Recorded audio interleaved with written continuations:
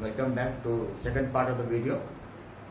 In previous part, we have seen what is the Coulomb's law and how we explain it in a vector form. Okay. Now next we discuss the principle of superposition.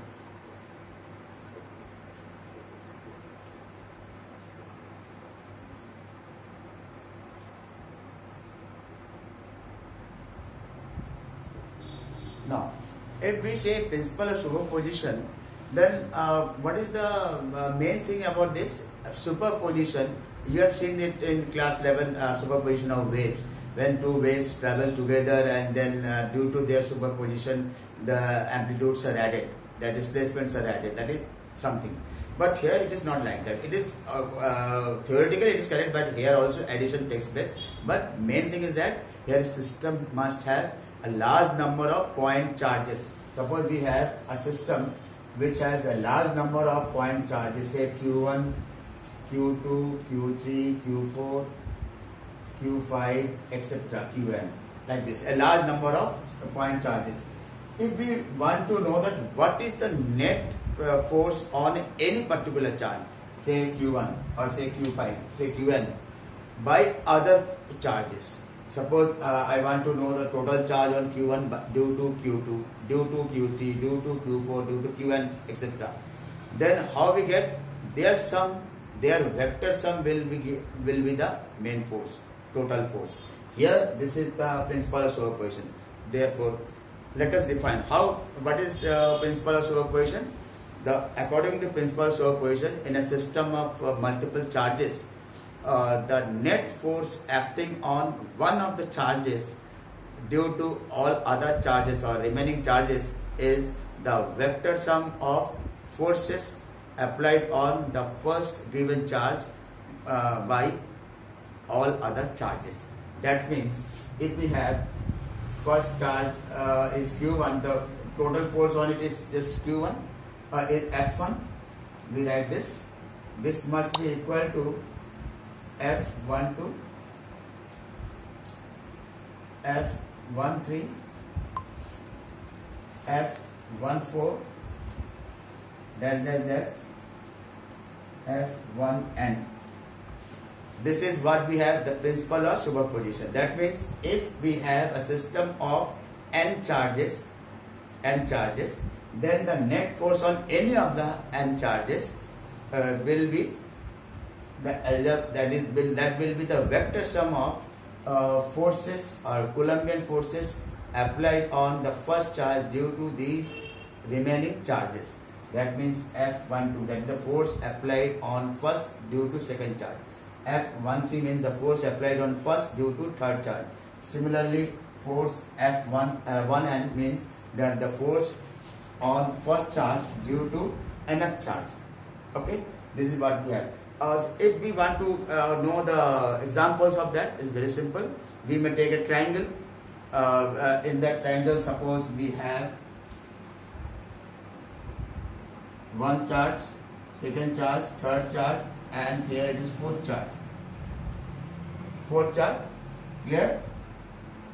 This is Q1, Q2, Q3, and this is a Q4. If we want to know what is the net charge on it, this will be directed like this, this will be directed like this, this will be directed like this, and their vector sum will be the net force on it. This is what we have, the principle of superposition. Okay. After that, we will move to the very concept of electric field.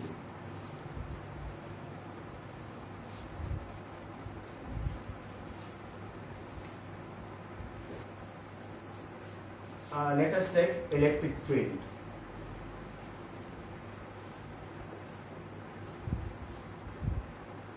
Electric field means, suppose it is a given charge and the space around that charge may have some electrical influence of this charge. Electrical influence means if this is charge Q, if another charge is placed over here at any distance, say R1, or here say R2, the same charge is put over here, then it will experience some electrostatic force due to the main charge Q, capital Q.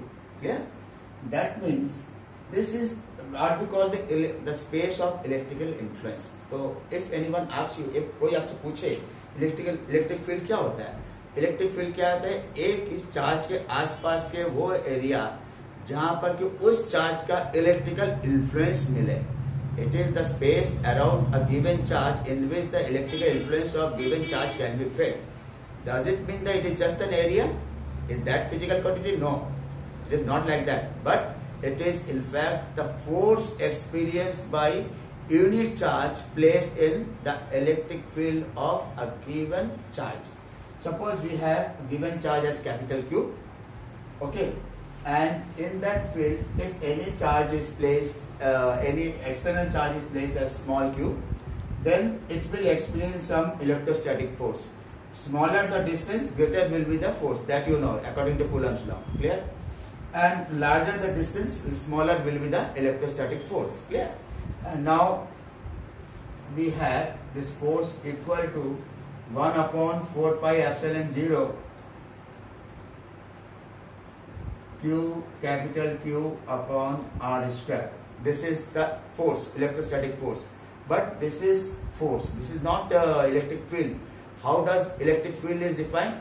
Electric field due to a given charge at any point is defined as the electrostatic force acting on unit charge placed at that point. That means we write E equal to F upon Q. That means 1 upon 4 pi epsilon 0 Q upon R square. Here you can see, here again vector sign is there. That means electric field is a vector quantity, and that is why we call it as intensity of electric field. Intensity of electric field is definitely a vector quantity, and that vector quantity like this vector quantity has the direction of this electrostatic force. Okay, now let me explain that that force, that direction could depends on this charge or an external charge. That may be a possibility. You must know that how we explain that thing. Okay, well this can be first, let us derive this formula and then we do. For that, it is derivation of electric field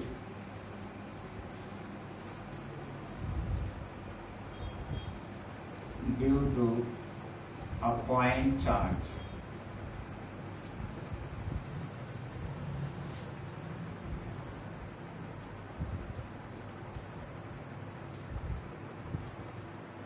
This is point charge Q, and this point is O, and this point is P.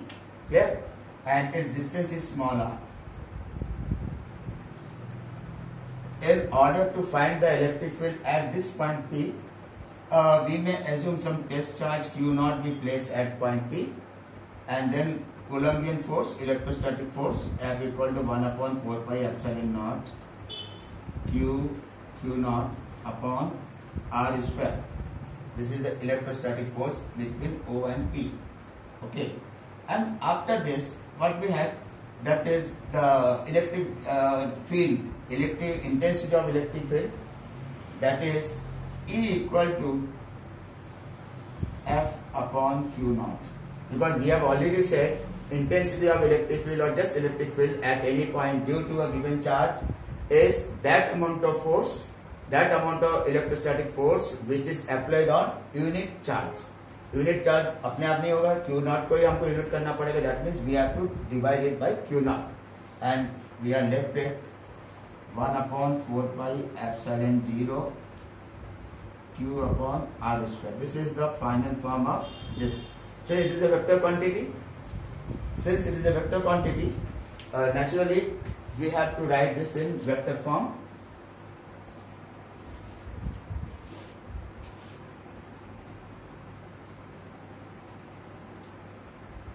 One upon 4 pi epsilon 0 Q upon R square and R This is a unit vector in the direction of a radius vector r. Clear? This electric field is in the direction of radius vector r. Now, for positive charge at any point there, at any point outside this charge, the direction of electric field is always away from charge. And here also it is directed is away from the charge. Here also direction is away from the charge. Here also direction is away from the charge.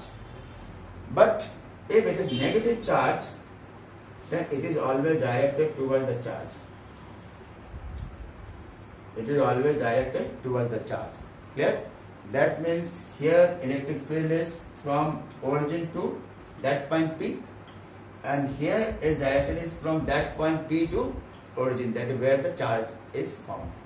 After giving you the idea about this electric field, let us study the electric lines of force.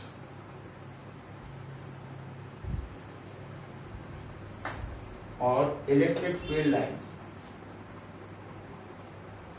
Electric field lines. Electric field lines. What is electric field lines? Very simple. Electric field lines around the charge are those virtual curves on which at any point, if a tangent is drawn, that tangent gives the direction of electric field at that very point. That means there may be several curves drawn around this charge, on which at any point, if a tangent is drawn,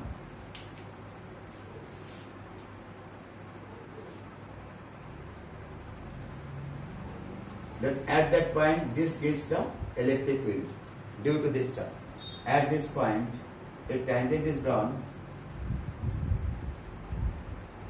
then again it gives the direction of electric field at that point. This is how we define electric lines of force or electric field lines. I am again repeating, electric field lines are those virtual lines around a given charge, on which at any point, if a tangent is drawn, then that tangent will give you the direction of electric lines of force at that very point. Here. Okay. Now you can see for positive charge, the electric lines of force are directed outwardly. Similarly, for negative charge,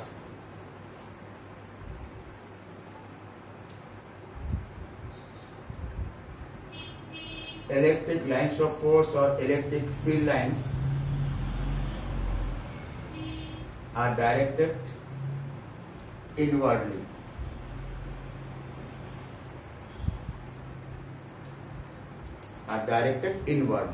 And in that way we can see that it is these lines are electric field lines due to this positive charge. These lines are electric field lines due to this negative charge. Okay. This is case A, this is case A, and this is a case B. We have discussed two cases. Let me have the situation if two charges are placed together, then what will happen? If charges are placed together, then we have these two. This is positive Q, this is also positive Q. We can see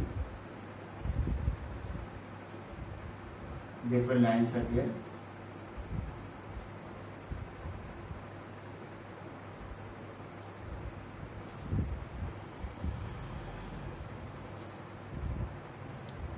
Here also.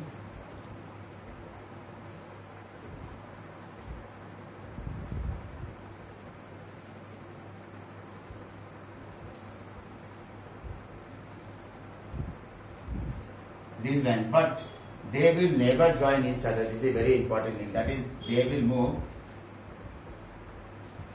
like this. They meet at infinity like this. Okay. Similarly, they also meet at infinity, but they will never touch each other. Here also, they move like this, they move like this. Okay, this is the case 3 or case C. Here we can see two charges are there, and two charges, when they are placed very close to each other and they are like charges, then their lines of force between them or their field lines will be like this. If we have similar, they are say unlike charges, then there may be possibility that some lines are appears from this as coming outwardly, and for this it says that they are coming inwardly, as that will be very similar to magnetic lines of force. Okay, that could be available in the written notes. Well, let us take some of the properties of this electric lines of force. What are the properties? Number 1, for positive charge, the electric field lines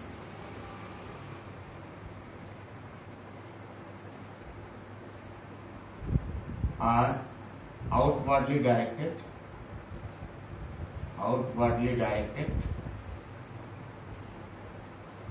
Number 2, negative charge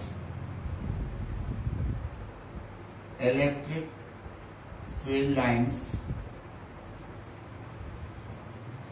are inwardly directed.